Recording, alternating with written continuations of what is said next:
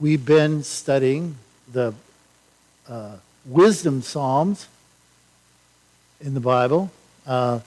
Wisdom psalms being those psalms that kind of fall in the category of wisdom literature, along with Proverbs, Ecclesiastes, and Job, and some of those that really have more of a, rather than an idea of worship, an idea of praise, but more an idea of instruction. So we're going to be looking this morning at Psalm 73, which is the next wisdom psalm as we see them. And we will note there, if you'll turn to that, Psalm 73, you will note the title of the psalm is a Psalm of Asaph. Now, Asaph was the great singer and musician. He was the leader of choirs in the tabernacle and later temple worship under David and Solomon. In 2 Chronicles 29:30, he's even called a prophet.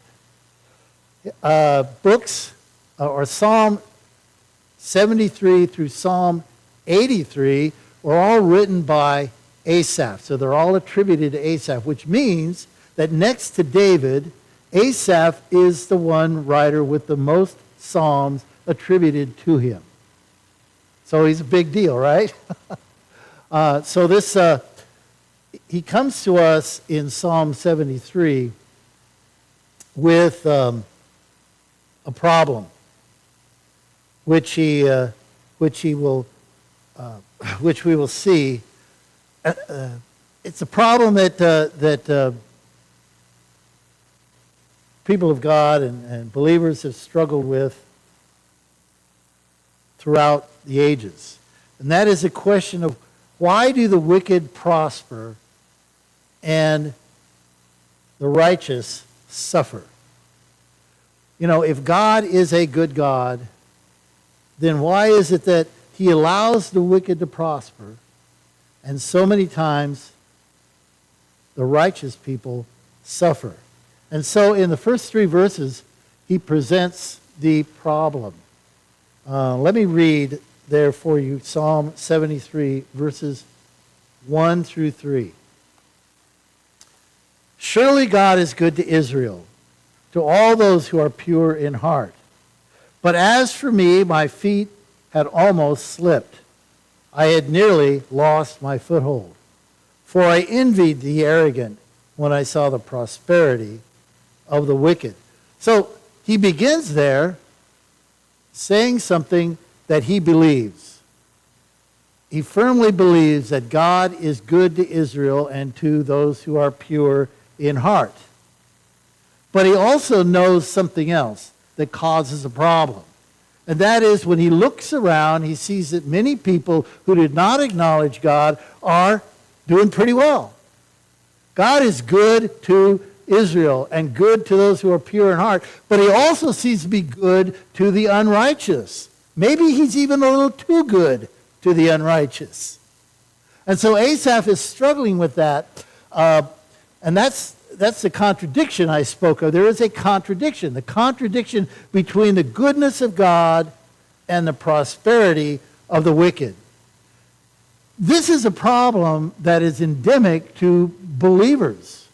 If you don't believe in God, you don't have a problem.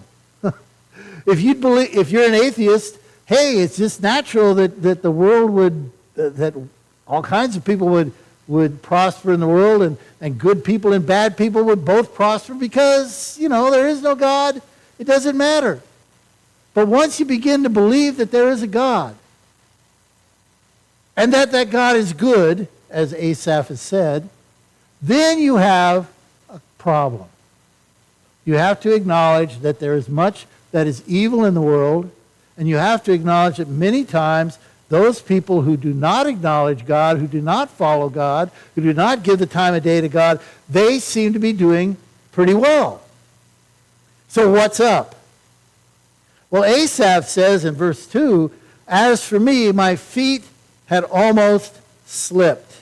So that is Bible for I almost lost my faith in God. When I saw, when I envied, for I envied the arrogant when I saw the prosperity of the wicked. So we'll see this later as he develops this more, but we see he looked at the wicked and the arrogant, and he said, I'm a follower of God. I've dedicated my life to him, but it seems like those people over there are doing better than I am. I don't understand that. And he says, it almost caused my feet to slip. Now, I want you to note, almost there. So he didn't ultimately lose his faith and deny God, but his feet almost slipped. The problem was, again, he looked around, he compared his life with the life of wicked people, and he saw, in some ways, they're doing better than I am. Look at verses 4 through 9. Here he details the good life of the wicked. Verse 4. They have no struggles. Their bodies are healthy and strong. They are free from common human burdens. They are not plagued by human ills.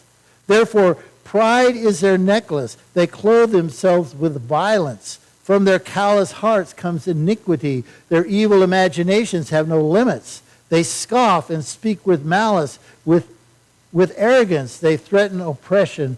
Their mouths lay claim to heaven, and their tongues take possession of the earth. Now let's admit here that maybe Asaph is feeling a little sorry for himself, and there's a bit of an exaggeration here, because we know that even wicked people suffer, normal human ills. They get sick, they have problems, they have financial failures, they have failed marriages, all those sorts of things happen to them as well. But when Asaph is looking at it from his perspective, it seems as if they don't suffer that much. They are healthy. They don't seem to have the same problems that everybody does. And because he says, this doesn't seem right. If God is a good God, if God is a righteous God, he really should be punishing these people rather than allowing them to enjoy their lives. And he says, here's the consequence as he saw it. Pride is their necklace. Because God has not punished them and he's allowed them to go on, they have become even more arrogant. They wear their pride like a necklace. He says, from their callous heart comes iniquity. Evil imaginations have no limit. They scoff and speak with malice. So there's their tongues. They speak not only that, but they speak blasphemies against God. In verse 9, their mouths lay claim to heaven, and their tongues take possession of the earth. So he says, because God, it seems as if God, you don't punish these people, they go from bad to worse. I mean, that's a natural thought, right? You let criminals get away with crime, and they're just going to commit more crime, right? If God is just, why doesn't he punish the wicked?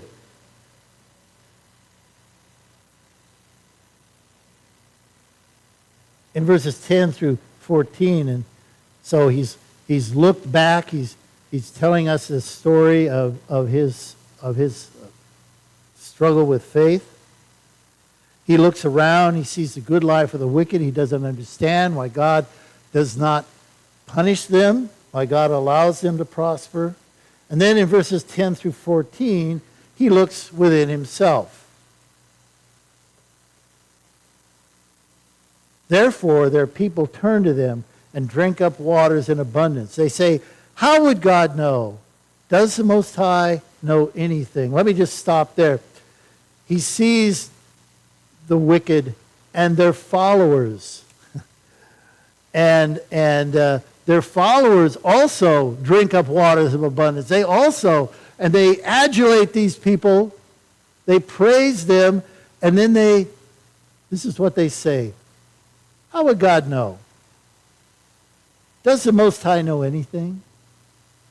He doesn't know what we're doing. God doesn't see. God's blind. God's deaf. Or God doesn't care. Or God doesn't exist. And so we can do whatever we want to do. And Asaph sees that as a result of God's not punishing them. We look out at the world and we say, wow, there's a whole lot of bad stuff going on. And God doesn't seem to really care. God doesn't really seem to do anything about it. And if we only look around us, we look at the circumstances, we can get that attitude. We can foster that feeling in our hearts. Asaph looks within himself then in verse 12. He says, this is what the wicked are like. They're always free from care. They go on amassing wealth. That's his conclusion. Then in verse 13 he says, surely in vain I have kept my heart pure, and I have washed my hands in innocence. All day long I have been afflicted, and every morning brings new punishments. So he looks at the wicked, and he looks at his own life, and he says, is it worth it? Is it worth it to follow God? I mean, they're having a good time. I'm sitting back here, and my life is not that good. I'm having problems, and they seem to be having a good time. And I began to wonder, okay, I forget to change the slides. There we go. Okay. And I began to wonder if following God is worth it. I don't know if you've ever had those thoughts. I would confess that there are times when I've wondered, am I being led along by my nose here? I mean, why have I given my life to this? Not often, but sometimes I have those feelings. Maybe this whole Christianity thing is just a scam. And I've been taken in by it. When he looked around, he looked within, and he said, I don't even know if being a believer is worth it. And again, I think he's kind of feeling sorry for himself a little bit here because there's a little bit of an exaggeration. But he says in verse 14, all day long I have been afflicted, and every morning brings new punishments. Compare that with verse 12 when he tells us what the wicked are like. They are always free of care, and they go on amassing wealth. So they go on amassing wealth, but I've been afflicted, and every morning brings new punishments. Now, it's one thing to be afflicted. That's bad enough. But it's another thing to be punished. So what he's saying is it's not only, by chance or the luck of the draw or whatever that's causing my life to be so hard, it's also that God is actively opposing me. So he's pretty deep into this. And he's feeling pretty sorry for himself. And again, we've noticed how he looks at the righteous, the wicked people, and he says, boy, they have a better life than I do. He looks at his own life, and I think there's a little exaggeration here when he's saying, I'm afflicted every day. I doubt that it was every day. But, he's going through it. I'm not. So here is the problem presented, the contradiction between a good God and the prosperity of the wicked. The fact that the wicked seem to be living a carefree, prosperous life, regardless of their blasphemy and rejection of God. And then he looks within himself and he sees, I actually began to doubt my commitment to God. Okay, did I read that? Yeah, I did read that. Okay. Now we move to the second part of the psalm where Asaph begins to get an understanding or begins to understand the answer to the question, why do the wicked prosper? Why do the righteous suffer? And it begins, verses 15 through 17, with a new perspective. Look at verses 15 through 17. If I had spoken out like that, I would have betrayed your children. When I tried to understand all of this, it troubled me deeply. Till I entered the sanctuary of God, then I understood their final destiny. So he says, first of all, I'm glad I didn't say everything I was thinking. Have you ever been there? Have you ever said, man, in that encounter, I'm glad that I didn't say everything I was thinking. Not always a smart thing to say everything you're thinking. I'm sure glad I didn't send that email or post that or make that post on social media or say everything I was thinking about this whole situation to the individual. He says, if I would have said what I was thinking, that I would have betrayed your children. I would have been a negative influence on the faith of other people. If I would have talked about openly the turmoil that was going on in my soul, he says, I would have been a betrayer of your people. So I'm glad I didn't say everything I was thinking.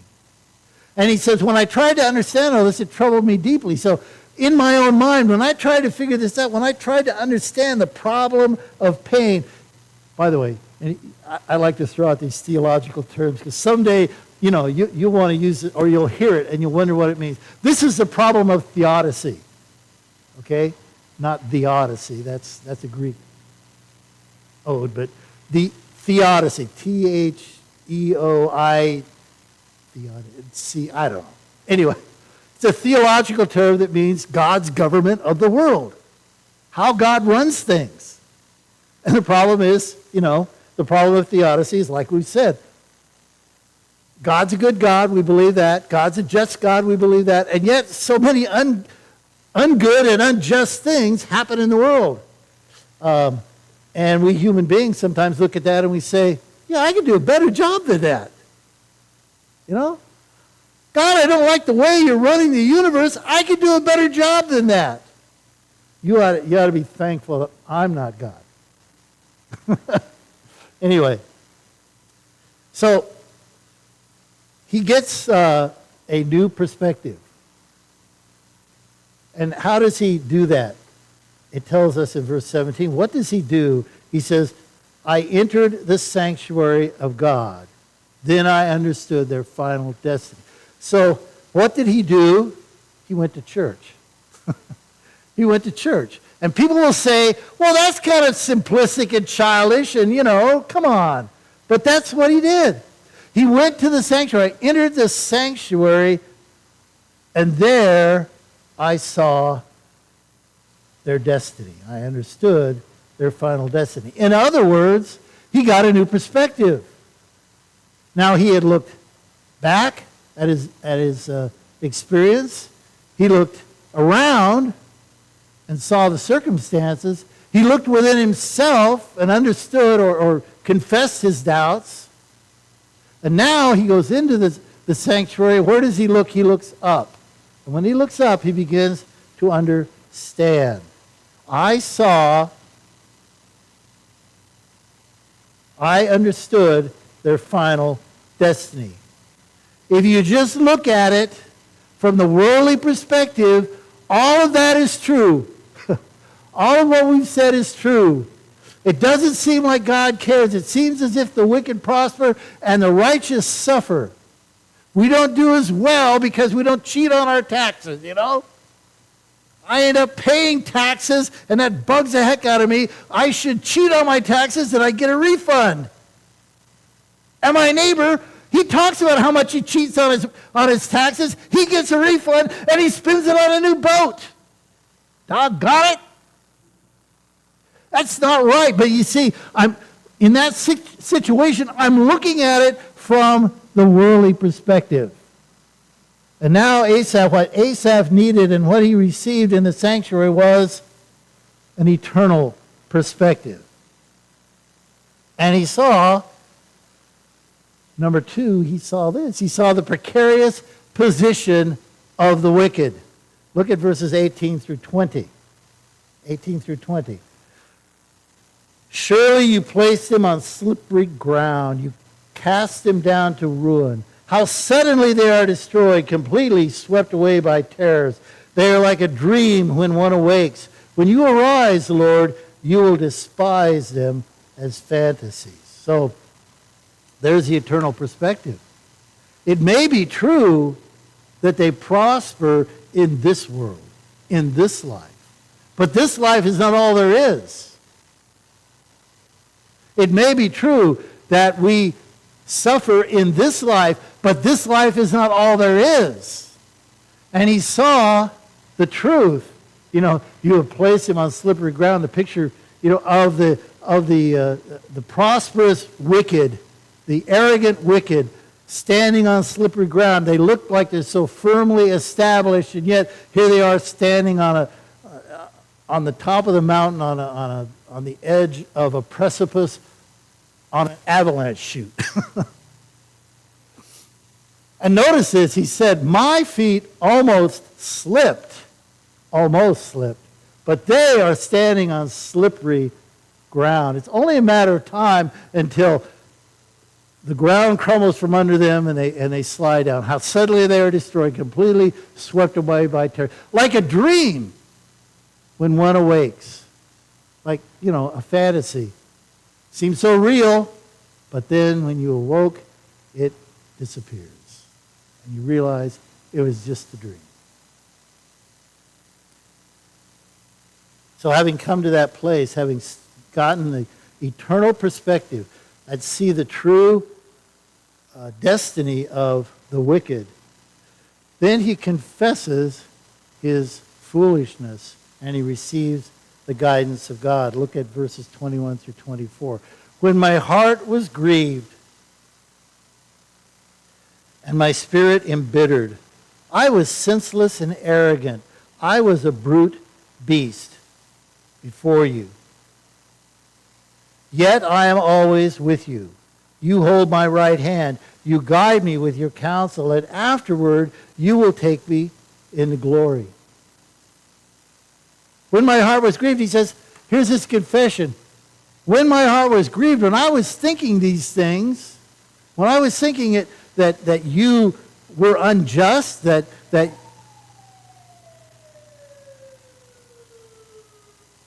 okay, I hope it turns out good. When I was thinking these thoughts, he says, I was like a brute beast. In other words, I was just like a dog. You know how a dog is? A dog doesn't think about the future. Dog's not concerned about the future. He's just concerned about, or she, is just concerned about right now. Where's my food right now? Where's my tennis ball right now? And they don't worry about where's my food tomorrow. They're worried about where their food is right now. He says, I was just like a dog. I was not thinking about eternity. I was not thinking about the future. I was just thinking about my current circumstances.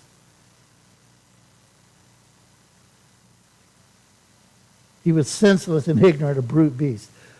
And yet, he says, I'm always with you. You hold my right hand. You guide me with your counsel, and afterward you would take me into glory. God holds us in our lifetime. He guides us. And if that's not good enough, at the end of life, he takes us to heaven. So it's kind of all this in heaven too. During my life, you guided me, you guarded me, you protected me, you gave me counsel and direction, and then when I come to die, I'm going to be with you. I mean, you can't get anything better than that. Look at it from the eternal perspective. All right. So he got a new perspective. He understood the precarious position of the wicked. He confessed his foolishness and the fact that he was receiving the guidance of God. And finally, he looks upon the glory of his heavenly hope. These verses 25 through 28, really form the summary and conclusion of the psalm. And let's read them. Okay,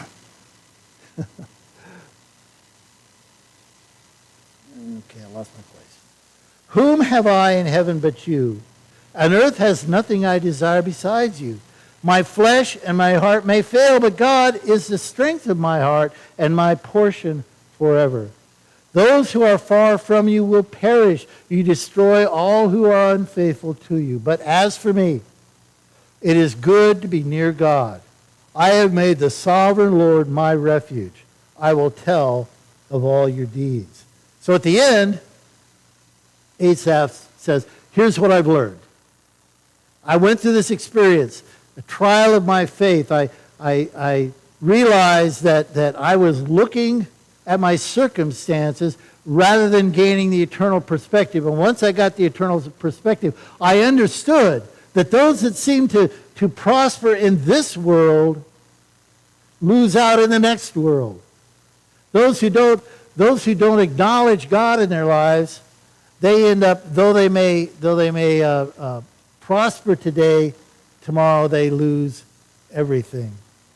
And then he says, I look to you, and my desire is for you. I place all of my trust, all of my focus, all of my concern, and all of my care to you. So it doesn't matter now whether I prosper or whether I suffer. Because where my real delight comes from is from you. And as long as I have you, then all of these other things don't matter. I mean, sure, it's nice to have a lot of money. Sure, it's nice to have a nice house, a good car, all of that stuff. All that stuff is nice. But what's most important, Asaph says, is to delight in the Lord, to have him. So what did Asaph see when he went to church? He saw the great benefit of drawing near to God. He had, which he had doubted before. He said, what's the use of me serving God? He saw the value of putting his trust in God, and he understood now that God was trustworthy and reliable. And then finally we see that he had a passion to declare all of God's works because of this realization, because he had gained the eternal perspective, because he understood God's goodness to him.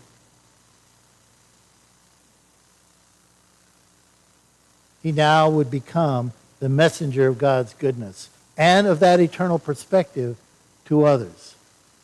Let's stand for prayer.